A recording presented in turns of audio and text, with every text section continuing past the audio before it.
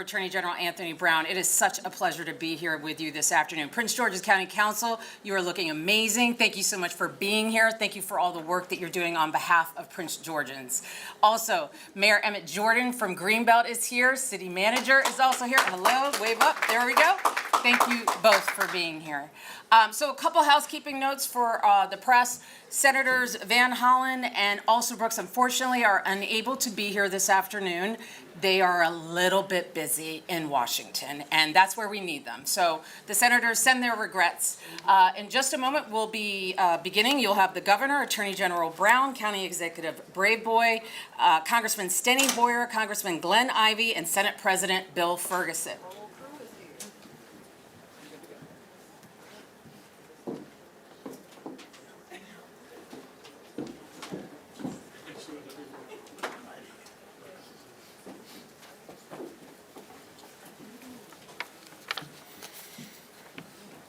We'll flank around. You want to come on this side? You just kind of flank around. Yep. You want to come on the other side and just flank around? Yeah. I want to be to your right. I want to be to your right. You are, man. Well, good afternoon, everyone. We are here today to announce the lawsuit that the state of Maryland and Prince George's County are filing against the Trump administration for their unlawful efforts to divert funds away from and to undermine and prevent the FBI headquarters coming to Greenbelt, Maryland. So we're going to hear from the governor. We've got the lineup of speakers. Mr. Governor. Thank you so much.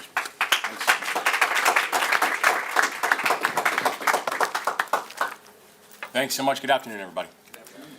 First, I wanted to thank the Attorney General for his leadership, for his vision, and for his fight, especially now in this moment. Today is now day 37 of Donald Trump's federal government shutdown. And this now is the longest shutdown in American history. And right now, President Trump controls the White House, President Trump controls both chambers of Congress, and frankly, all he needs to do is pick up the phone to be able to make the deal and to get everyone back to work. All he needs to do is make a phone call so families don't have to go hungry. All he needs to do is make a phone call so that we have people who are not going to work and not being paid. All he needs to do is make a phone call to make sure we are not risking children losing food assistance and people losing their health care. But if there's one thing that we know about this president, is that he seemingly does not give a damn about public servants. And that's why this debate about the FBI building is so important and what it's all about. It's about our public servants. And the Attorney General is going to walk through all the legal reasoning behind the lawsuit. So I want to spend just a few minutes talking about what moving the FBI headquarters from Greenbelt to the Reagan building means for our public servants, for our law enforcement. Because the president's plan is not just illegal, frankly, it just lacks common sense. And his foolishness will put our public servants in jeopardy. The big problem with the current FBI building is that it lacks the modern security provisions and protections that the Bureau needs in 2025. So to be frank, the building is too old, it is too small, and it is too exposed. So what then does the president do? He decides to move the FBI building to another building that is too old, too small, and too exposed. This is ridiculous. And frankly, it's the reason that we are all so frustrated, but why none of us are surprised. Because this is a president who has presided over the firing of agents who investigated the January 6th attack on the Capitol. This is an administration that's abruptly relocated senior agents and disbanded the Public Corruption Squad. Now, we know he's trying to shortchange the FBI by killing our plan for a new, modern, cutting-edge headquarters. But the president should be less focused on making sure that billionaires can have a nice stay in the Lincoln bedroom, and more focused on making sure that our FBI agents can do their jobs safely and securely.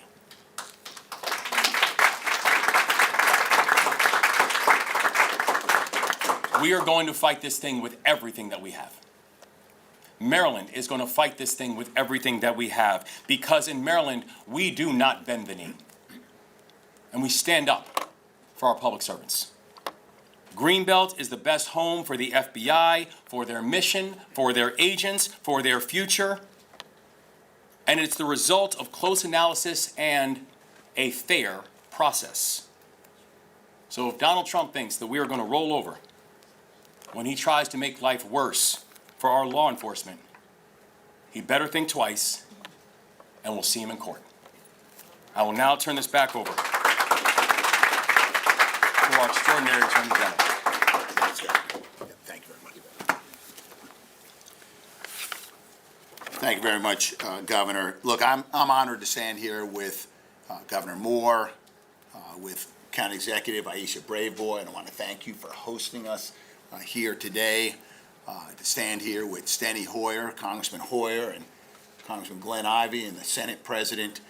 It's truly an honor to stand here today. And before I offer some brief remarks, I just want to thank some folks who really made this happen. And I know that County Executive Braveboy is going to mention her legal team at the County Attorney's Office. It's been a pleasure working with you. I want to thank my team at the Federal Accountability Unit within the Office of the Attorney General. And I also want to thank the Governor's Office of Legal Counsel for the work that we've done together to bring this complaint to fruition. So again, thank you for hosting us, County Executive Braveboy. As I mentioned earlier, we are here to announce the Office of the Attorney General in Prince George's County. We are filing a lawsuit to stop the Trump administration's unlawful attempt to sabotage a new FBI headquarters project in Greenbelt. For more than a decade, Maryland worked alongside federal partners through a careful, transparent process to bring a new FBI headquarters building to Prince George's County. But in 2017, after President Trump took office, his administration canceled the entire project. Congress revived it in 2022 with new funding and a clear directive telling GSA to select a location from 3 sites, 2 in Maryland and 1 in Virginia. We followed every rule. We met every requirement, and 2 years ago in November of 2023, most of us here stood together then to announce that the federal government had selected Greenbelt as a site for this transformative project. Congress backed the decision. Between 2016 and 2024, Congress has appropriated over $1.1 billion specifically for this project. It wasn't just Congress who set aside money. Maryland and Prince George's County made extraordinary commitments to this project. The state pledged approximately $250 million for improvements to transportation infrastructure. Prince George's County pledged over $100 million in funding of its own. We did this because we expected our communities would benefit from high-paying jobs and transformative economic development opportunities. Marylanders were counting on this project. Prince George's County was counting on this project. Local businesses were counting on this project. We invested because the federal government said it was coming. Yet last month, President Trump said he would put a stop to this project, not last month, last March. He said that, and not allow the FBI to relocate to Maryland. But that's not how it works, Mr. President. When Congress passes a law and appropriates money for a specific purpose, the executive branch doesn't just ignore it because they don't like the outcome. But that's exactly what happened here. In July, the FBI and GSA announced they were abandoning Greenbelt and moving the headquarters to the Ronald Reagan Building in Washington, D.C. Congress had been clear. GSA was to choose among three locations, A, B, or C, and the Trump administration picked D. And that's as close as failure as you get. They provided no explanation for discarding years of planning, no consultations with Maryland as required by federal law. They simply announced they had decided to renovate a building Congress never even considered to house the FBI. And then the FBI and GSA both took steps to redirect the more than $1 billion in funding that Congress set aside for the project. What we're really seeing is an administration that doesn't like the decision Congress made. So they're trying to undo it without going back to Congress. That violates federal law. It violates congressional directives. It harms Marylanders who were promised jobs and opportunities. That's why we took action. So our lawsuit, we allege that the Trump administration is attempting to unlawfully reprogram and transfer over $1 billion in funds that Congress designated specifically for the Greenbelt Project. They violated explicit congressional directives that limited site selection to the three authorized locations. They ignored federal requirements to consult with state and local government, and they acted arbitrarily and capriciously by abandoning years of careful planning without explanation or justification. We are asking the court to stop the unlawful selection of the Reagan Building, prevent the diversion of congressionally appropriated funds, and ensure the federal government, the Trump administration, follows the law. Maryland, we played by the rules. We won the project fairly, and we will not let this administration steal jobs and opportunities from Prince George's County and Maryland. So I want to thank you very much again. Welcome, Aisha Boyd, to the podium. Thank you so much, Attorney General Brown, for partnering with the county's Office of Law in filing this lawsuit today. I want to thank our leader, our governor, Wes Moore, who said, and he continues to say, he will leave no one behind. And today he's proving he will leave no county behind. And I appreciate all that you do. You know, there's so many issues going on in this country. And I can tell you, I just left probably what was the largest single job fair in Prince George's County's history, with over 2,000 people lining up at our sports and learning complex. Every single county agency was there. The private sector was there. Our utilities were there. Our nonprofits were there. And guess what? We're going to have another one in a couple of weeks because the needs are real. So there's so many battles that we're fighting right now. And we have to, of course, pick and choose our battles. But I can tell you, this battle, the one we're announcing today, is worth fighting. It's worth fighting. The Greenbelt FBI headquarters site, and I will concede nothing.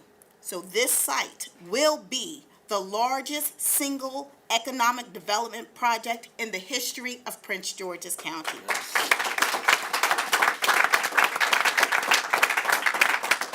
It will create over 7,500 jobs.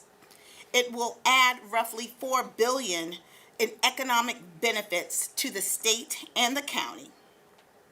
This project is so important that it will positively affect the gross domestic product of Prince George's County. That's how significant this project is.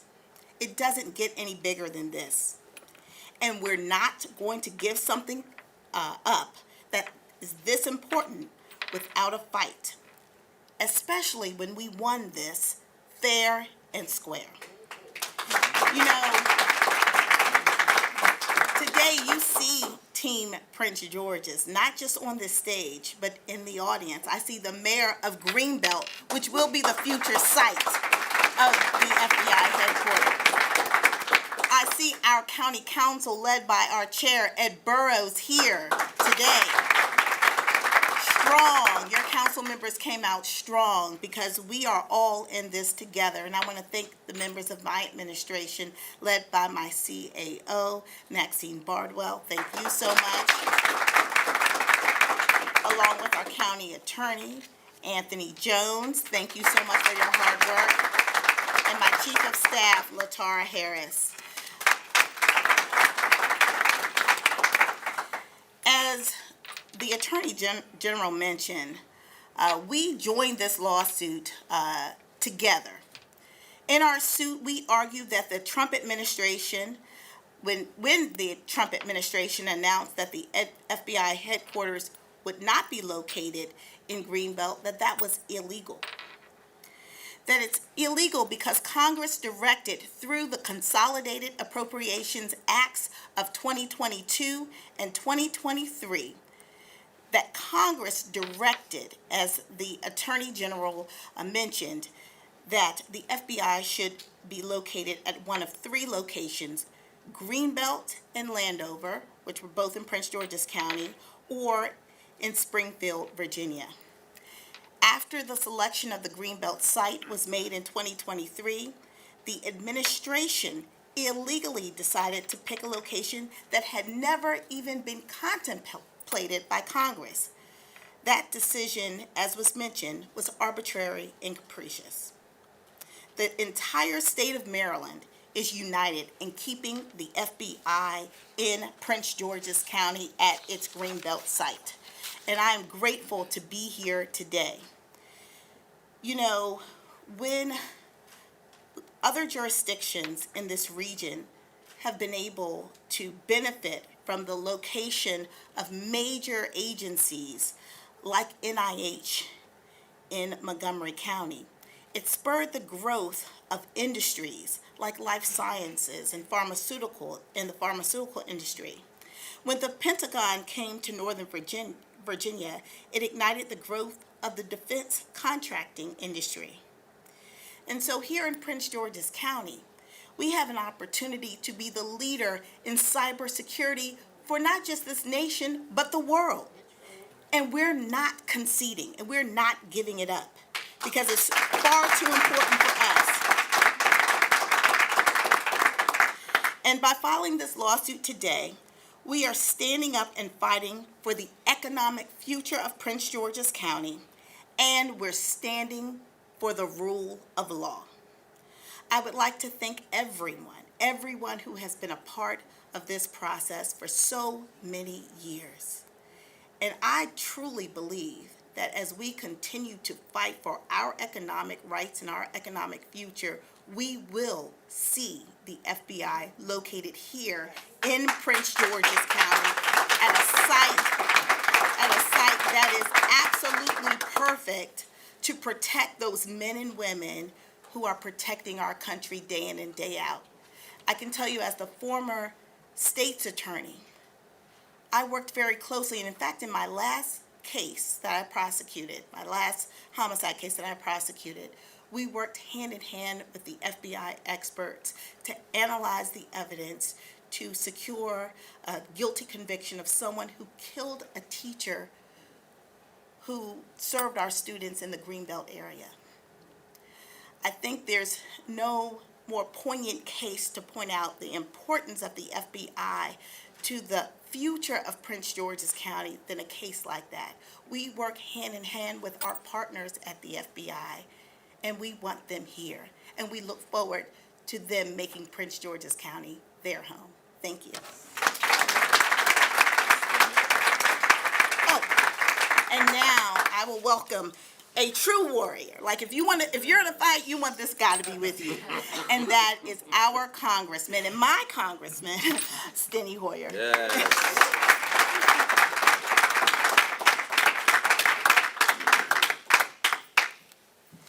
Well, I just got into this issue the other day.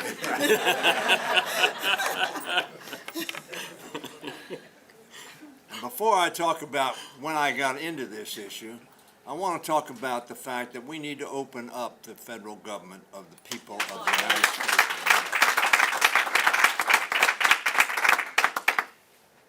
problem is, Democrats are negotiating with a group that does not want the government open.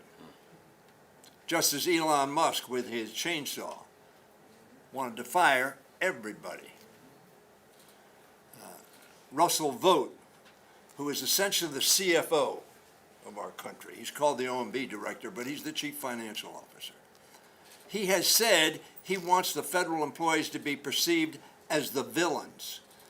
He wants the federal employees to be perceived so badly that when they wake up in the morning, they don't want to come to work. You know, it is illegal in America to create a hostile workplace. Anthony, I'm pursuing with some folks the possibility of suing Russell Vogt. Probably can't sue the president, but Russell Vogt for creating consciously, intently, and with vengeful objectives, the creation of a hostile workforce in the federal government. Now, what we are going to create here in Greenbelt, in Prince George's County, in the state of Maryland, is a safe workforce, a strategically housed workforce, a workforce that is consistent with the request that was made of me in 2009. I was the majority leader of the House of Representatives, and the director of the FBI came to my office, and he sat down, and he said, Stenny, this building in which we are housed is unsafe. 2009. This is 15 years later, 16 to be exact. The building was unsafe. There is not a Democrat or a Republican who has visited that building, including Kash Patel, who doesn't say it is an unsafe environment for our employees, or one could say a hostile environment. And Mr. Mueller said to me in 2009, we need a space somewhat like the CIA or NSA that is a large enough space so that we can insulate ourselves from terrorists, from people who would blow us up. And so they wanted a campus setting with at least 150-foot setback. I don't know how many of you have gone by the Reagan building. 15 feet or so, a little short. And so I said, Mr. Director, I agree with you. And we started this saga of transparency, of honesty, of consideration, of all the factors that would make our FBI the place where people could work in security and be the most effective for the American people in keeping the peace and keeping law and order. And we worked hard on that from 2009 to 2016. And we were getting close, that close. We were almost there to get it done. And Donald Trump intervened. Donald Trump intervened. And by the way, we're going to have to clear that site where it's located now on Pennsylvania Avenue. And by the way, right across the street was a hotel. Who was the proprietor of that hotel? Donald Trump. And so he canceled it. He didn't decide we're going to put it someplace else. He didn't decide we need to tear down this building because it's unsafe, Governor, for the people who work there. He simply canceled it. And so nothing was done for the next 4 years of a building that all Republicans and all Democrats who have been through it say is unsafe and unworthy, and the directors will say is unsuited to the way they do law enforcement today. And so we had another fight. We started in 21, and in 22, and 23. And because of the transparency they've talked about, but mostly because of the suitability of the site to meet the needs and requests of the Federal Bureau of Investigation. That is why ultimately Greenbelt was, not for political reasons, but for suitability to the task that we have assigned to the Federal Bureau of Investigation. And now we're in a fight. Because the president, not related to any specific criteria or strategic decision-making, but related more to his political bias. Hear me. His political bias. That he's decided to move it to a building totally unsuited, unplanned for, undesigned for the purposes of a major law enforcement agency. So we're going to win this suit, and we're going to win this battle. And that is why, and a lot of people were really invested in this decision, but that is why ultimately the GSA decided this is the place, the best place, from a cost standpoint, from a strategic standpoint, from a community standpoint, where the Prince George's community was a welcoming community. Mr. Mayor, I thank you and Greenbelt for their efforts. I want to mention County Executive also Brooks, and I want to mention Larry Hogan, the governor. The governor said to all his Republican colleagues, some of which he's friendly with, some not, this is the best site for the FBI. This was a bipartisan decision going forward that has been turned into a petty, inappropriate, small bore decision for punitive purposes. Not just against Prince George's County, but against the FBI. Against the FBI. So I am hopeful that this suit will prevail. I believe it will prevail. The Congress has decided. But you remember I mentioned this guy, Russell Vogt. Russell Vogt believes that the passing of laws by the Congress is a suggestion to the executive department. And if they want to follow it, they can. If they don't, they won't, because he believes Article 2 of the Constitution of the United States gives the president plenary power. That is, of course, untrue, and the Supreme Court has held it to be untrue. So I want to thank the Attorney General.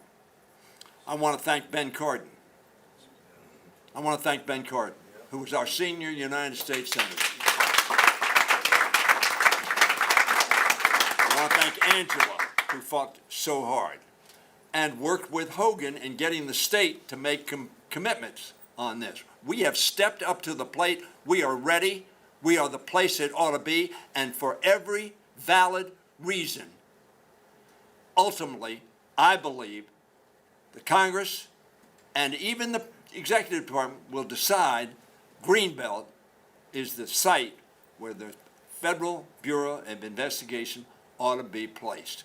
And we ought to do it sooner rather than later. Now, let me also lastly thank the person whose district the FBI is in, and that is Glenn Ivey.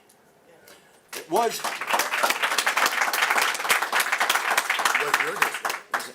my district. It wasn't Anthony's district. It's been all over. So we have an interest in this because we have studied this issue from 2009 to date, and it is absolutely the right decision the Congress has made. Put it in Greenbelt and do it now. A long time ago, people would introduce me as the youngest president in the history of Maryland. The problem with that introduction, that it was so long ago that I was the youngest anything. But close to me as the youngest president is my good friend Bill Ferguson. You're President. saving me. Oh, Glenn Ivey. I ain't had that job yet. So, but before Bill talks, Glenn Ivey.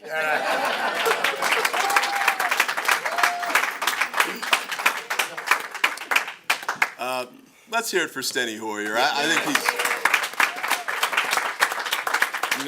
the longevity on this issue is there, but I mean, he's been in Congress over 40 years. 45? Oh, but who's counting, right? And he did an outstanding job. I think he was the best majority leader the House of Representatives has ever seen. And I do want to thank the governor for coming out today. I think his leadership on this has been fantastic. I think he's done a great job. Last time we were here talking about it, I guess it was in Greenbelt, and it was a victory celebration of a sort. I knew we were going to have some more fights coming, and we're skipping the Virginia stuff. I'm going to move past that, but we also knew after Trump won that we would be back with this too, and I appreciate the fact that you're fighting so hard for us. So thank you for your leadership. Now, I heard that we were doing a press event on something unrelated, and a reporter comes up and he says, President Trump just said he's going to send a tweet, going to move the FBI somewhere else. And I was like, I don't care what he says in the tweet. And by the way, he's going to hear from our lawyer, and our lawyer's going to kick his butt. Anthony Brown, thank you so much for the great work that you're doing on this. I do want to mention, too, Chris Van Hollen. I think he's been doing an outstanding job in the work on this. When we did the pitch to GSA, he handled a key part of that aspect of it. He really tracked the funding issue because the United States is wasting a lot of money by dragging its feet on getting this done. I forget what the exact number is, but it's tens of millions per year. Every year we delay doing this, it's costing the American people money. And $250 million. And the fact that Trump is doing this for political reasons for the second time around, I think is, insult to injury, in addition to all the other things he's doing to waste government taxpayer money, the $300 million ballroom, and, we could go through all of those things, but it's really sad that he's exploiting the office in this way and wasting taxpayer dollars to such an extent. And I did want to thank County Executive Brayboy as well for the great job that she's been doing.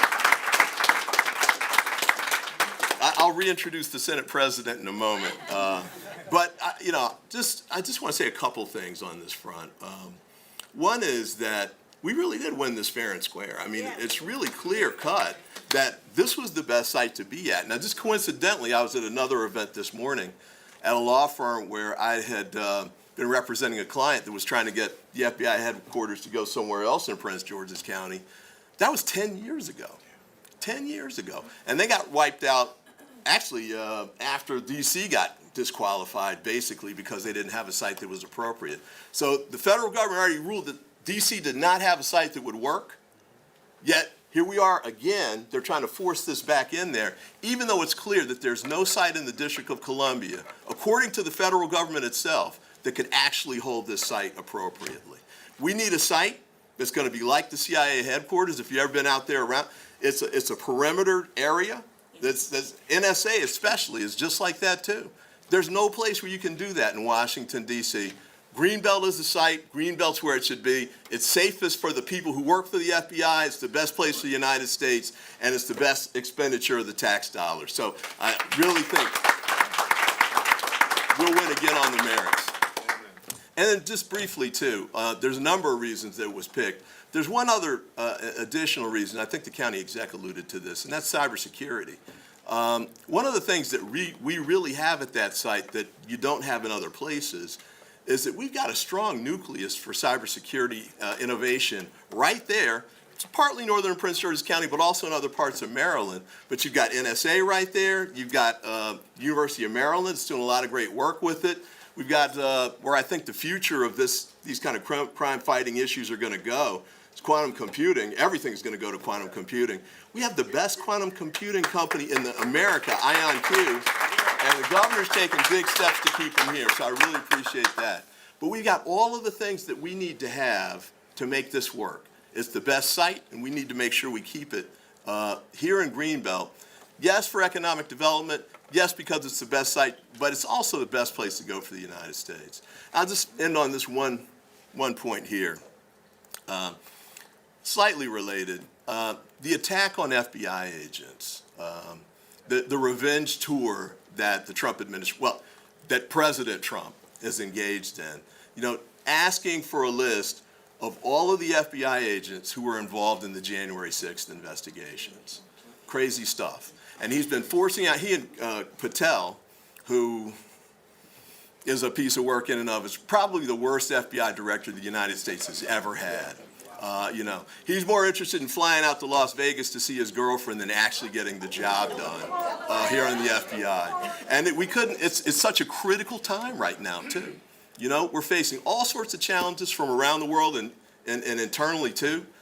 They want to talk about Antifa, but guess what? Those lone wolves who keep shooting up these schools and putting things at risk, straight from the Timothy McVeigh line to here, they're right here in the United States, and the FBI needs to be investigating them. They need to focus on that now and stop flying off to see concerts other places. And then lastly, on that front, the white-collar investigations are a critical piece of what the FBI really needs to be doing, too.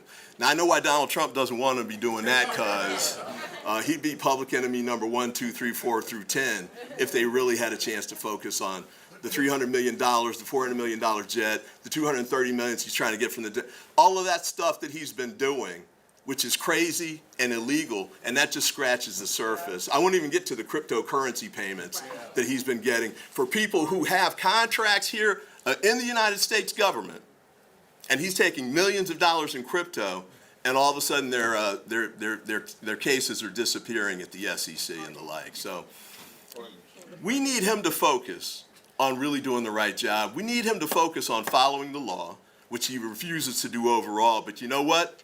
He's going to do it here, because we're going to beat him in court. The FBI is going to be there, and we're going to be able to move forward from there. So thanks so much. And without further ado, the youngest Senate President? Close. He's beat me. Oh, is that?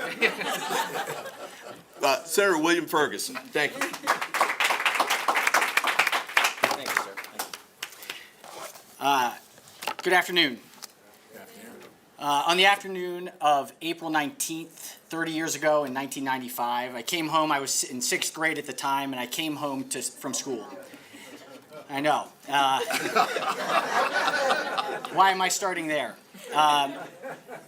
Both of my parents were home, which was unexpected, because for the most part, my dad came home late at night. I walked into the front door and walked into the living room, and my dad said, "Bill, I have to talk to you." And he said, "Ryan's dad, Alan, is missing. The federal building that he was in Oklahoma City was blown up. He was a Secret Service agent that had dedicated his life to protecting the United States president, the first George Bush. And he and his family had moved to Oklahoma City from Rockville for a slower life. And Timothy McVeigh and conspirators came up with a plot as domestic terrorists and packed a van with explosives and killed hundreds, including children, in a federal building in Oklahoma City. This is not a joke. This is serious business. We have laws in this country to prevent exactly what happened in Oklahoma City. So when the congressman talks about safety and security, it's not hypothetical. It's not a political game. It's because we know that Americans have put their lives on the line and deserve to be protected. The reason Greenbelt was selected is because the men and women who work at the FBI deserve a site that will protect them from the evils that are out there, so that we can make sure that we have their support moving forward. This is not a joke. Final point. I want to make it clear, as from the Senate of Maryland, from the General Assembly, that we stand united, federal, state, local officials, to say that lawlessness will not be tolerated. I want to thank the Attorney General for picking and taking up this case, for the governor's attorneys, for the work that's been done at the local level for this lawsuit. This matters. And at the end of the day, in a constitutional republic, we will see you in court. Thank you. Great. Again, I want to thank the platform speakers, and we're going to now open it up to questions. Yes, Q&A. Yeah, and you're gonna pick and moderate, please. Yes, sir. No, I'll moderate, but you pick. Can you please say your name and your media outlet before you answer your question, William, All right, I'll say no. and, yeah, can I see you? Okay, good. William Ford with Maryland Matters, good afternoon. There's been a lot of confidence noted on that this lawsuit will win. But how confident are you against an administration that has stated and shown its actions doesn't care about the law? Why do you think this suit will be working? Look, we have a strong complaint that we've put together. The facts, as you've heard described by so many on this here today, the factual allegations, the law that we cite, it is a tight case. And we are confident that bringing it to the federal courts in the District of Maryland, that we are going to get a fair hearing, and in that hearing, we are going to get it. Nobody can predict the outcome and the result of a case, but we think that if it was ever a strong case you could point to, it is this case. This is a lawless administration. We've seen it time and time again. Your question goes a little beyond that to once the court rules what the administration does, we're taking it one step at a time. Right now, we filed a complaint today. We are prepared to take this to trial when that day comes and to prevail. And that's what we're going to do. We're going to use the tools, the authorities, the resources available to us in Maryland with Prince George's County to fight, defend, and to bring the FBI building here to Prince George's County. Next question, Hi. yeah, no, for you? Yeah. Me? Yeah. I don't have my glasses on. I'm over 50 now. So, wait, I think it's Hannah, right? Yeah, okay, go ahead. Hannah Gaskell with the Daily Record. This might be for the Senate President or the Governor. The $250 million that the state allocated, has it already been spent? Is it earmarked to be spent down the line? No, that's capital that is earmarked, and as was mentioned earlier, when the decision was made, the independent decision was made by the GSA, then we began to move, both as a county and as a state, to be able to make sure that we were going to be able to do our part, to be able to move quickly, move swiftly, and to build the building. And so the capital that has already been allocated, the capital that we've already put together in terms of preparation, site preparation, and the capital that we now have earmarked for this is capital that has already been placed and will be part of the argument that's making as to why these illegal actions will not be tolerated. Next question, Michaela Newcomb for CTV News. CTV. Thank you, thank you. If you don't win this case, what would be your next steps? I'll tell you, I don't wake up in the morning thinking about what I'm not going to do. I really don't. I mean, it's, there's a process, right? You go to trial, you win, you lose, a party appeals, they don't. Right now, we are focused on a very strong case that's been filed today in federal court. So I just, I'd like to give you more, but I'm not thinking about losing this case. All right.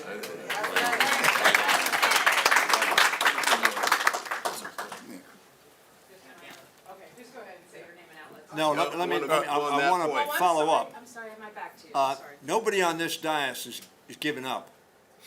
This is one of the things that we think we have to do. We think we're right in this suit, and we think we're going to win this case.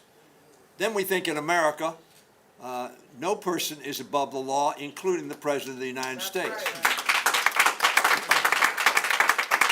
And frankly, I believe there are a whole lot of people on Tuesday who said, in America, no person is above the law. And the answer to your question is, we're going to keep on fighting.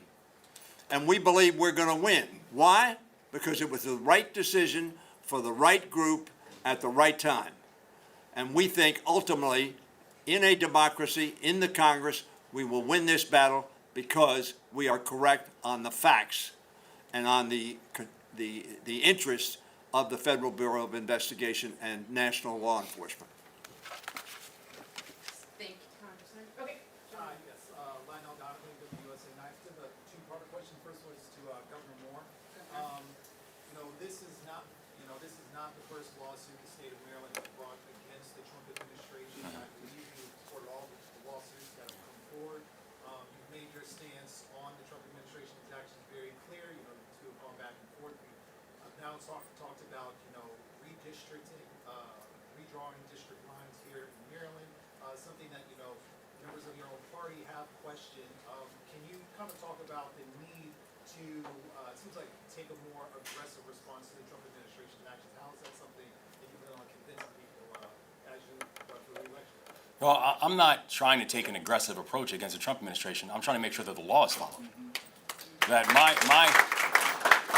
everything we say about the Trump administration is not because it is personal. It's because what he is doing is not legal. And he has to follow the law, regardless of what he thinks. And so, this is not the first lawsuit that the state of Maryland has taken against the president. This will also not be the first lawsuit that the state of Maryland has won against the president.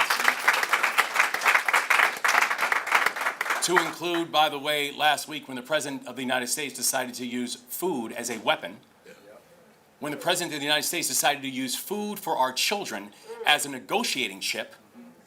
So no, this is not the first time that we have sued the President. This will not be the first time that we will beat the President in court. And for the for the second thing, I've been crystal clear that if other states and if this country is going to go through a process of determining whether or not they have fair maps, so will Maryland. And that is why I have ordered the Governor's Redistricting Advisory Commission, which is chaired by Prince George's County's own Senator Angela Alsobrooks. And it is a bipartisan commission that will then go through the process, and what we're now asking for is let the commission do their work, and then let the commission come back with their report.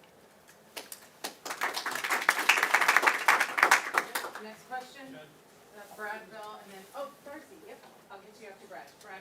Brad Bell, look, I'm anticipating the argument is gonna be that the FBI and GSA, those are executive functions. Right, Congress only got involved because there was an executive request. What will you say to that argument? That, this is an executive function, an executive decision. Well, I mean, the law enforcement and the mission of the FBI is an executive function. Site selections and real estate decisions, it's an executive function, the GSA. But as you heard, that is governed by the law, right? It's the Congress has appropriated money, made it very clear year after year that there are 3 sites that you can look at. It is very appropriate, and I know that Mr. Hoyer and Mr. Ivey can speak more clearly to this. I've spent 6 years in Congress, though. It is very common. It happens every day that when Congress appropriates money for the use of the executive branch, they do it with restrictions, limitations, direction, and then that becomes the law. So if the administration is interested in doing something different, they need to come back to Congress, right? They need to come back to Congress and make their requests. And to that, I would also say good luck there as well, because we've got a strong delegation, and we're going to fight to make sure that that doesn't happen. So yes, there is discretion by the executive branch, but it is not without restraint. It's not without legislative restrictions, congressional restrictions and mandates on how you're going to exercise that discretion. And when you decide to divert $1.1 billion from Greenbelt back to Washington, D.C., that is stepped outside of the boundaries, the constraints, the limitations that Congress has set on the appropriation, the spending of that money by the executive branch. Okay, Darcy Spencer, NBC4. Hi, I'm just going to stay seated. Just a question on the timeline. What are you thinking in terms of the timeline for the lawsuit, and is there an effort to sort of run that clock out if possible? And is there anything in the lawsuit dealing with whether TRL or something to stop the move to the Reagan building? What about those? So today we filed a complaint, and I don't stand here typically and describe litigation strategy. I can tell you we're going to use all the tools available and all the authorities we have to ensure that we're protecting the interests of Maryland and Prince George's County, so I'm going to leave it at that. I got the last question, one more from USA 9. Yeah, does anybody, hold on, let me ask, does anybody else want to ask a question who's not gone? Okay, and then if we have time, go ahead, ma'am. Anna Lucia William, Washington Business Journal. Washington. I just wanted to ask you a question to the county executive, with this building potentially not coming to Prince George's County, what efforts are there to build other economic development projects that would replace these money buildings? So we're not going to replace the Greenbelt site because we are going to build the FBI headquarters at the Greenbelt site.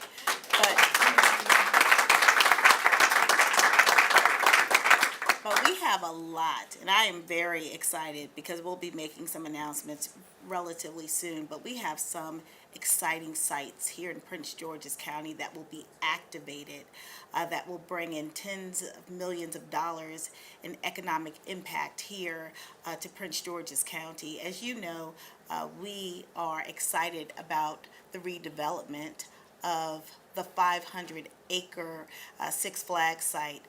We know that the next development project that will be there will be a year-round project that will generate thousands of jobs and opportunities for Prince Georgians and beyond. So we are very excited about that site and a number of other sites, especially along our Blue Line corridor. For so many years, our inner Beltway communities, our oldest communities with our residents who have been with us from the very beginning, have stuck in there and have waited for grocery stores, for restaurants, really for attention. We are now giving them a lot of attention, and so we will see a lot of activation around our metro stations. So Prince George's County, honestly, is where it's at. In fact, as we are moving forward, we have revised our permitting process to make it much easier, much more simple to get permits, not just for small projects, but for large projects as well. We're working very closely with the Maryland National Capital Park and Planning Commission to streamline all of our efforts to develop here in Prince George's County. Prince George's County will be the epicenter for development for the entire region now, not in a few years, but right now. And so I'm really excited about the future here, all the projects that we have coming online, and just wait and see. You'll be hearing from us very soon. So thank you. Any other questions? Great, okay, that's a wrap. Thanks, everybody, for coming out. I want to thank the governor, county exec, Senate president, and Mr. Ivey, Congressman Ivey, 4th Congressional. Well, standing, but he left, yeah, in absentia.